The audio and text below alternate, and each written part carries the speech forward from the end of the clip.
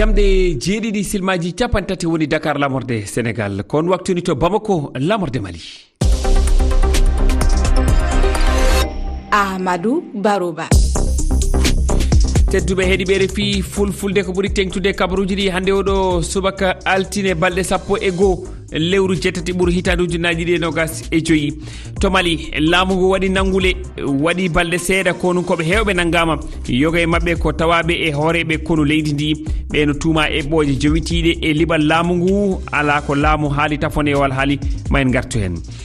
To Burkina Faso kam vidéo saktaɗo e médiaji renduɗi ñande jeenayi lewru ndu gonɗen no holla kono koɓe nogase goo nangaɓe no ñaago ballal ardiɓe leydi ndi nde kaldata e kuliyankoɓe zenim yalla eɓe accite ɓe kono koɓe nanga ko gila nogas e joyyi lewru jeeɗiɗi ɓuuru faltinu to funnague leydi ndi e nder dakorde mabɓe seedeɓe kolli mayɓe tawama e nde dakorde alaji kadi tettama e muɗum ma en gartu e oɗo kabaru.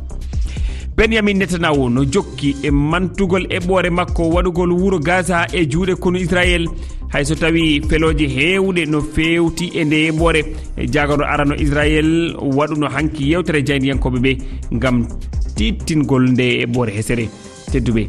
bisimilla moon.